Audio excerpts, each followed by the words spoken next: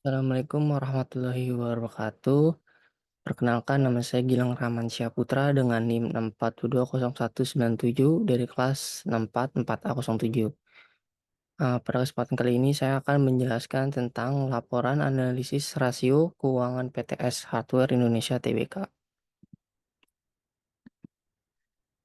PTS Hardware Indonesia Tbk didirikan pada tahun 1995 dan bergerak di bidang usaha perlengkapan rumah tangga dan gaya hidup.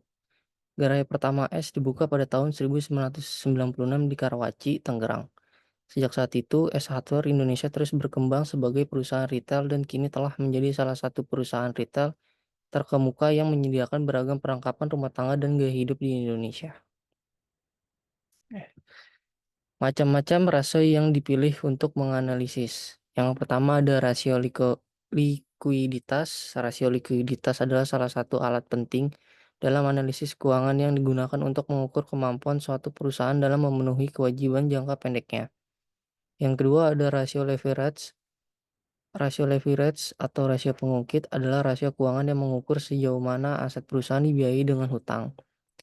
Selanjutnya ada rasio aktivitas. Rasio aktivitas atau activity ratio adalah metrik keuangan yang mengukur seberapa efisien sebuah perusahaan menggunakan asetnya untuk menghasilkan pendapat dan uang tunai. Yang terakhir, rasio keuntungan. Rasio keuntungan atau rasio probabilitas adalah metrik keuangan yang digunakan untuk mengukur kemampuan sebuah bisnis dalam menghasilkan laba relatif terhadap pendapatannya. Berikut adalah hasil analisis rasio likuiditas. Yang pertama ada current ratio. Current ratio rumusnya aset lancar per liabilitas jangka pendek dikali 100. Berdasarkan tabel berikut berikut dapat disimpulkan persentase tertinggi terdapat pada tahun 2019 yang mencapai 807,64%. Hal ini disebabkan aset lancar pada akun presiden sebesar 2.652.702.550 rupiah. Sedangkan persentase terendah pada tahun 2020 yang hanya mencapai 595,88% disebabkan liabilitas jangka pendek dengan imbalan kerja jangka pendek sebesar 6.817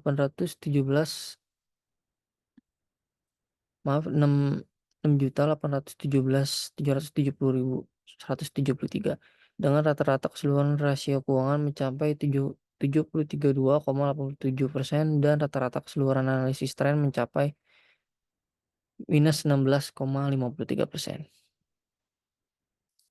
Yang kedua ada cash ratio. Rumusnya kas dan setara kas per liabilitas jangka pendek dikali 100. Berdasarkan tabel di atas, persentase tertinggi pada tahun 2021 yang mencapai 352,07%. Hal itu disebabkan dengan aset lancar pada kas sebesar 2.543.833.653.000 rupiah. Sedangkan persentase terendah pada tahun 2019 yang hanya mencapai 221,10% disebabkan liabilitas jangka pendek dengan imbalan kerja jangka pendek sebesar 2.769.725.000 rupiah. Dengan rata-rata keseluruhan rasio keuangan mencapai 291,45% dan rata-rata keseluruhan analisa tren mencapai 20,43%. Yang selanjutnya ada quick ratio. Quick ratio rumusnya aset lancar min persediaan per liabilitas jangka pendek dikali 100. Berdasarkan tabel di atas, persentase tertinggi pada tahun 2023 yang mencapai 392,53%. Hal itu disebabkan dengan aset lancar pada kas sebesar 2.664.947.948 rupiah. Sedangkan persentase terendah pada tahun 2020 yang hanya mencapai 305,53% disebabkan liabilitas jangka pendek dengan imbalan kerja jangka pendek sebesar 6.807.770.000 rupiah. Dengan rata-rata keseluruhan rasio keuangan mencapai 362,0% dan rata-rata keseluruhan analisis tren mencapai 13,6%. Selanjutnya ada working capital to total asset ratio. Rumusnya quick ratio sama dengan aset lancar min liabilitas jangka pandang per total aset dikali 100. Berdasarkan tabel di atas, persentase tertinggi pada tahun 2019 yang mencapai 67,55%, 85% maaf, dan terendah pada tahun 2020 yang hanya mencapai 57,81%. Hal ini disebabkan besar liabilitas jangka pendek utang yang dimiliki oleh perusahaan. Selanjutnya ada rasio leverage, total debt to equity ratio dengan rumus debt to equity ratio sama dengan liabilitas jangka pendek per total ekuitas dikali 100. Berdasarkan tabel di atas, persentase tertinggi pada tahun 2020 yang mencapai 16,18% yang berarti resiko keuangannya tinggi dan terendah pada tahun 2020 yang hanya mencapai 11,29% dengan risiko rendah atau aman. Hal ini disebabkan ketidakimbangan antara modal dan utang yang dimiliki perusahaan. Selanjutnya, total debt to capital asset. Rumusnya debt to asset ratio sama dengan liabilitas jangka pendek per total aset dikali 100.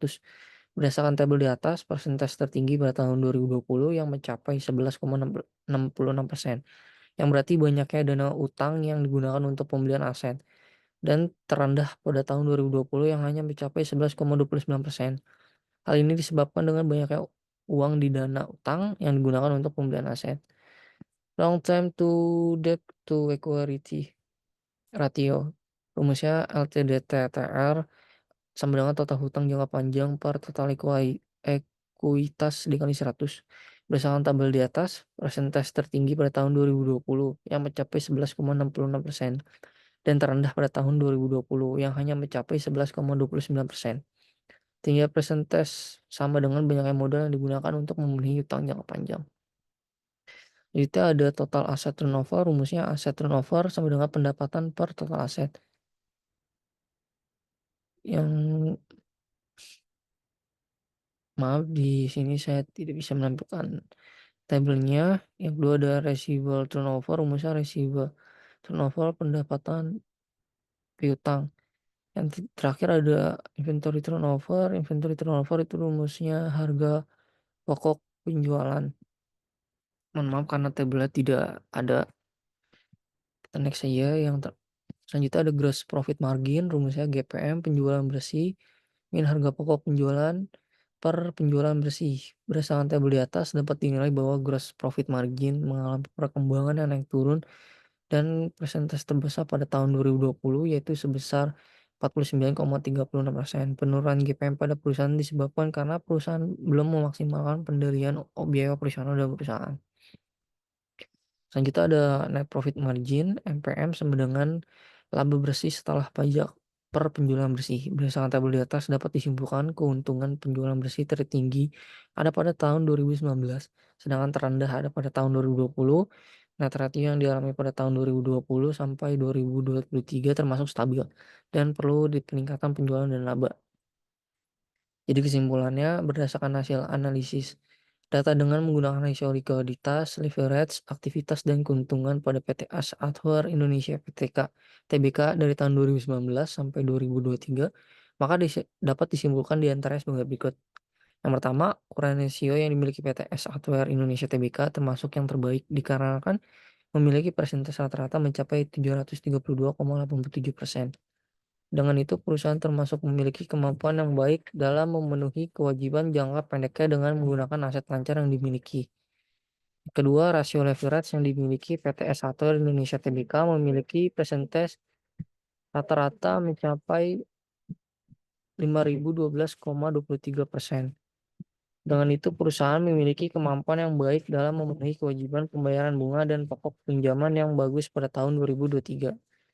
Yang ketiga, rasio aktivitas yang dimiliki PT S Hardware Indonesia Tbk memiliki persentase rata-rata selama 254 hari.